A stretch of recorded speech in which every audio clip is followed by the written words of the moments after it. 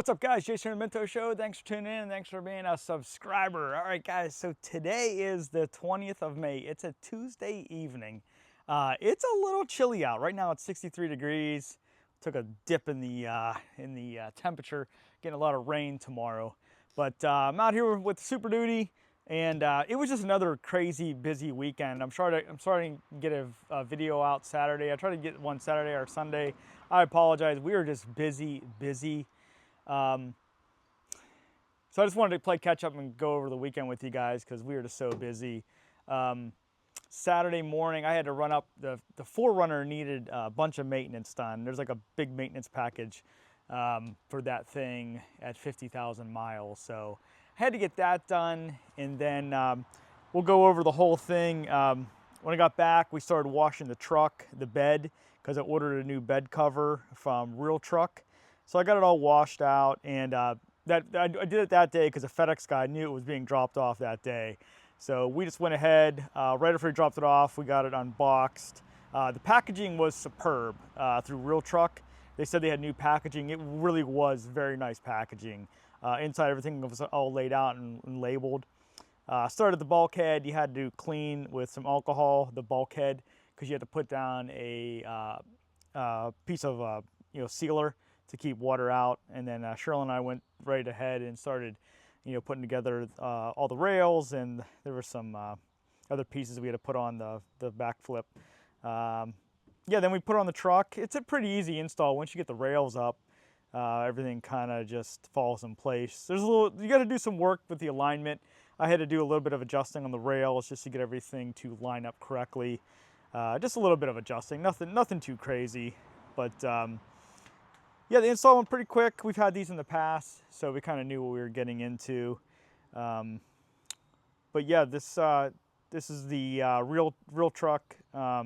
It's the Bakflip MX4, and I got it through realtruck.com. And you can see Sherilyn was enjoying the big box, taking a break when I was doing all the adjustments.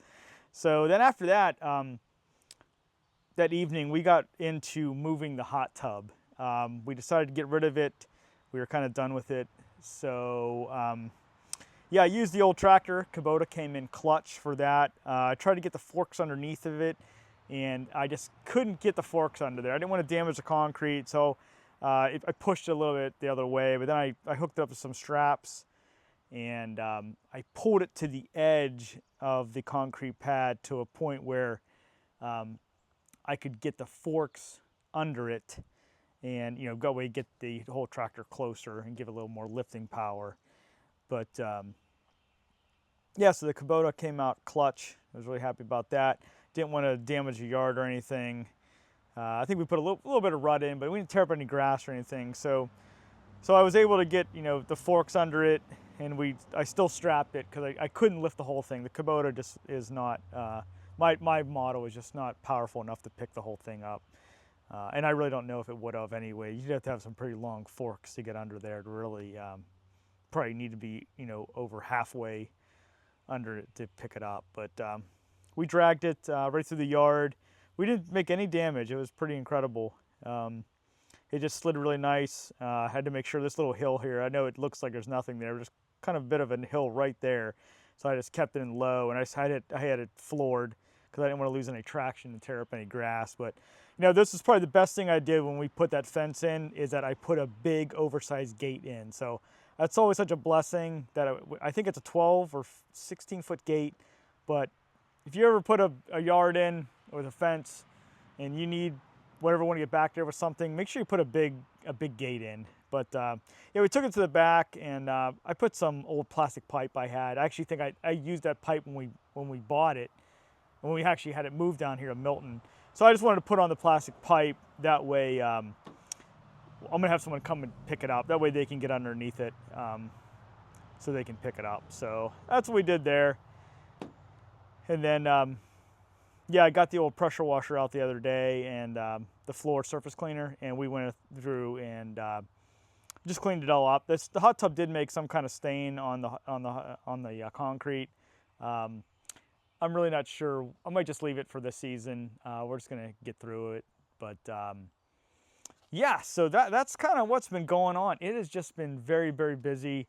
And then Sunday, you know, we had the market and grocery shopping and church, and that day is just already accounted for. But yeah, things are going great. Things are going real good. I'll show you guys the what the patio looks like now. We are going to add some tables and chairs. I'll probably take this table and chair right here, and we're just going to move that over to the little patio. Maggie's been sitting out here catching some sun rays, and we got a little tiny, this was like $50 at Aldi's. It's like a little tiny, you know, nice little fire pit. It's not the greatest, but the end goal is I want to get one of those really nice Brios. I think that'd be amazing to get one of those Brios, but they're pretty expensive. So right now we're just using these little ones. They go for a couple seasons and then they're done. But yeah, so tonight, went out tonight and got all the paint for the trailer project. So I went down to Home Depot, got some Behr paint. So we'll start on that hopefully tomorrow. It's supposed to be a really crappy day the next couple of days, a lot of rain. So we'll go inside. I'll show you guys kind of what paint I got, color, and you know, it's just painting. But went with like a light and dark brown for the floor. And the walls will be kind of a light brown. I like the brown tones. I just wanted to, you know, spruce it up a little bit. I definitely I got a textured paint for the floor, anti-slip. So that was key. I didn't want anybody falling. So yeah, that's what's going on. But I got a little project inside we'll take a look at right now. But yeah, guys, my apologies. We just kind of skipped over the cover, but I just did the quick install video. But this is what she looks like on here. It's a you know, 4-panel flip, and here's a little logo on here, real truck. It's a Bakflip MX4. But let me just kind of show you here. Let's unlock the truck. But we have all our microgreen stuff in here in the markets. You know, we're doing like 3 a week. So this is actually gonna be a really good test tonight because there's supposed to be a lot of rain tomorrow. So I'm kind of curious. You know, these covers aren't really fully waterproof. Sometimes water does get inside, but this will probably be a good test here. But you know, it has there's like a little cable under here. You know, you pull this down, not what, you know, flips it up. But seems like a really nice material, and she folds back, and yeah, and just and ends up going vertical. I'm sure many of you guys have seen these. There were a lot of different brands and a lot of different price points, so I didn't know what to get. I just kind of went with one. I wanted something, you know, a little higher end quality. So I think this one was like $1,100. They're not cheap. And one thing I realized is that when trucks and cars, any of your accessories, those accessories really are, in my opinion, I think they're just for personal, like your personal touch and convenience on your vehicle. I don't think they hold any value at all when you go to trade them in. Because this wasn't even a question. I had this on my last truck and it wasn't even a question. So it's a personal preference. Like, we like to keep a lot of stuff in the back here. We got to keep it dry and at least somewhat secure. So yeah, pretty happy with it. And the last one we had, I had like 11 years on there, so it worked out really great. But this one, yeah, it seems like a really nice material, and hopefully we'll have many years of usage out of it. But again, she snaps in there, and yeah, there was no interference with the tailgate. Everything just works out great. So had to do a little bit of alignment, but nothing too crazy. Just a little bit of, you know, loosening and movement and of the rails that go down the side of the truck. I kind of had to fiddle with those just a little bit, but yeah. So we'll just see how that goes over the next, you know, 5 to 10 years. See how long we keep this truck, but yeah, that should be good to go. So let's go inside. I'll show you what we're working on here. All right, guys. So in our microgreens business, we wash a lot of trays, and I used to just use a hose, and I found that to be a real pain. And I saw some other people that use these surface cleaners and they run the trays underneath there. So I thought that'd be a great idea. It actually works out phenomenal. So tonight, the problem is that this thing's so low to the ground, you can't just shove them under here. So we usually stack up some wood. That way it keeps it up off the ground, and we just slide the trays in. But this time I'm trying to make like a permanent kind of like jig. So it'd be a nice little structure here, and I was gonna make, this is plastic wood I used on the deck, so it'll be rot resistant, and the water won't affect it. So I'm just kind of putting some screws in here, and then we'll flip it over, and I'll probably put a notch in the top pieces. That way the wheels, the casters, can just sit in there. That way nothing's moving around. Because I don't want the thing, it's on wheels, and I don't want it sliding around, because that has happened in the past. It slid, kind of fell off the wood, and it can actually damage the trays. There's so much movement in there with that propeller and the pressure. So yeah, so I think this will work. I just got to make this jig, and we'll be golden here. All right, guys, this is kind of just a crude version. I'm just not, nothing's measured correctly. I'm just I found some pieces of wood, some scraps, and we're just gonna kind of put this together here so we can keep moving here.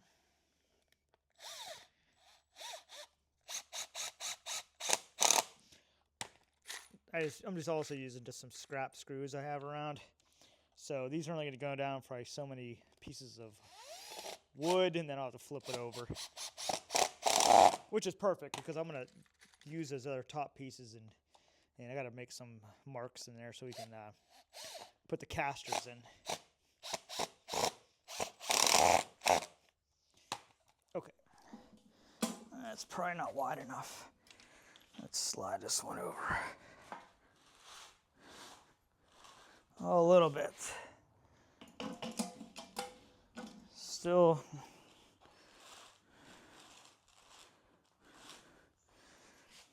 Yeah, I want it wide enough so we can slide the trays in. Okay. This is kind of what it looks like from the top. So then, the trays go in one way, come out the other side. And we just got to put some marks in here, these casters, so we can probably cut this piece of wood.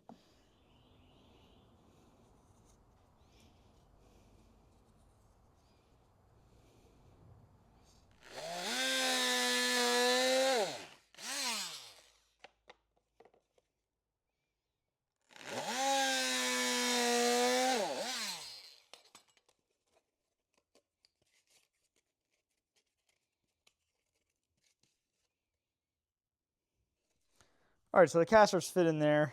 What's nice is it actually lowers it enough that a lot of the pressure is being put on the little brushes down here, so it's kind of sitting right on the wood. So now there's a little bit of movement in there, but it's not going to roll off like it has in the past. So that should be good. All right, guys, got it all done. I know it's kind of crude, but here's what they look like. So we'll just be able to just put it down there.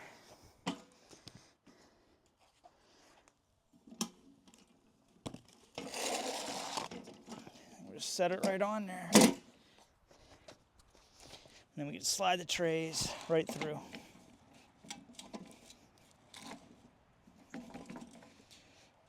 Okay.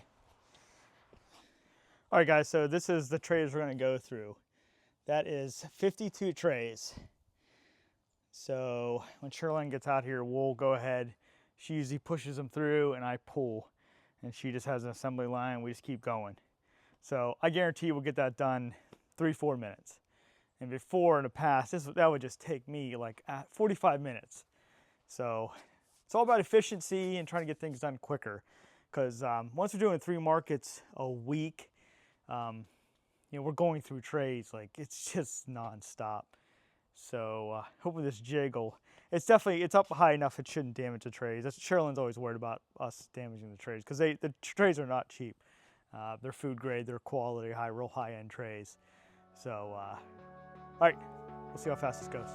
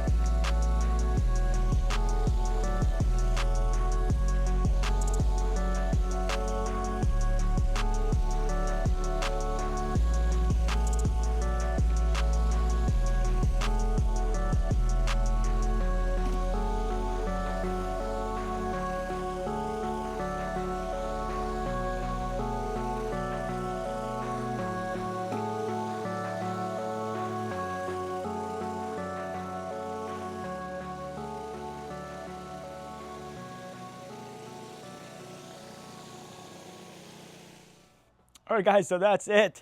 Maggie and I, we flew right through it. Nothing got damaged.